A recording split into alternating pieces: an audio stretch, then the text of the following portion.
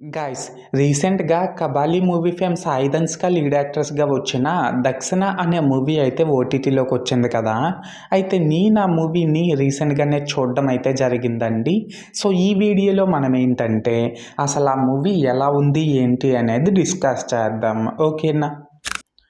అయితే ఇక్కడ first of all ఈ మూవీలో స్పాయిలర్స్ లేకుండా బేసిక్‌గా స్టోరీ లైన్ ఏంటంటే గైస్, వైజాగ్ సిటీలో ఒక సైకో కిల్లర్ ఏమో అమ్మాయిల్ని కిడ్నాప్ చేసేసి వాళ్ళని చాలా కిరాతకంగా చంపేస్తూ ఉంటాడు. అయితే ఇక్కడ ఏంటంటే గైస్, అసలు ఆ సైకో కిల్లర్ ఎవరు? తను ఎందుకు అలా చేస్తున్నాడు? అండ్ ఆ సైకో కిల్లర్ వల్ల ఏసీపీ దక్షిణ ఫేస్ చేసిన ప్రాబ్లమ్స్ ఏంటి? ఇలాంటివన్నీ కూడా మనమైతే మూవీలో చూడాల్సి ఉంటుంది. సో, మొత్తానికి అర్థమైంది కదా స్టోరీ లైన్ ఏంటి అనేది. అయితే ఇప్పుడు ఈ మూవీ ఎలా ఉంది అనే విషయానికి వచ్చినట్లయితే గైస్, ఈ మూవీ అయితే just one time watchable movie అన్నమాట.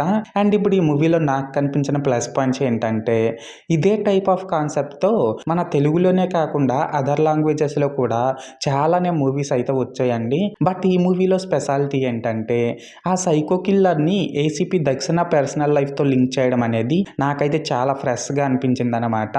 అలాగే ఇందులో మెయిన్ లీడ్‌గా చేసిన సాయి ధన్‌స్క అయితే ఏసీపీ దక్షిణ క్యారెక్టర్‌లో చాలా బాగా యాక్ట్ చేసింది. తన బాడీ లాంగ్వేజే కానీ, ఎమోషనల్ సీన్స్‌లో తన యాక్టింగే కానీ సూపర్బున్నాయన్నమాట.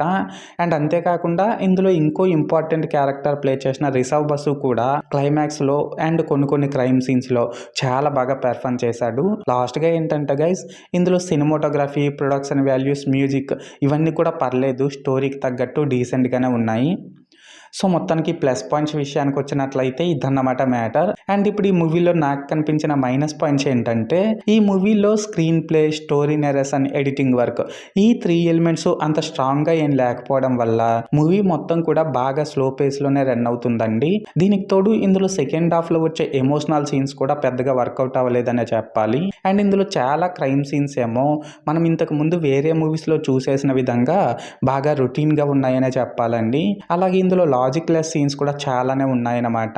లాస్ట్‌గా ఏంటంటే, ఈ మూవీలో హీరోయిన్ సాయి ధన్‌స్క వేసుకునే డ్రెస్సెస్ కొంచెం ఎక్స్‌పోజింగ్‌గా ఉండడం అండ్ ఆ సైకో కిల్లర్ అమ్మాయిల్ని చంపే సీన్స్ బాగా వైలెంట్‌గా ఉండడం వల్ల ఈ మూవీని ఫ్యామిలీతో చూడడం కూడా కొద్దిగా కష్టమనే చెప్పాలండి. సో, మొత్తానికి మైనస్ పాయింట్స్ విషయానికి వచ్చినట్లయితే ఇదన్నమాట మ్యాటర్. అయితే ఇక్కడ ఓవరాల్‌గా ఏంటంటే గైస్, ఈ దక్షిణ మూవీ బావుందా? బాలేదనేసి అంటే, నేను ముందు చెప్పినట్లు ఈ మూవీ అయితే just one time watchable movie అన్నమాట. అండ్ నేను ఈ మూవీకి 5కి 2 రేటింగ్ ఇస్తున్నా. సో, మీరు కూడా ఒకవేళ ముందే ఈ మూవీని చూసినట్లయితే మీరు దీనికి ఎంత రేటింగ్ ఇస్తారో అది కామెంట్ సెక్షన్‌లో చెప్పేయండి. ఓకేనా? This is Lokesh signing out. జై హింద్.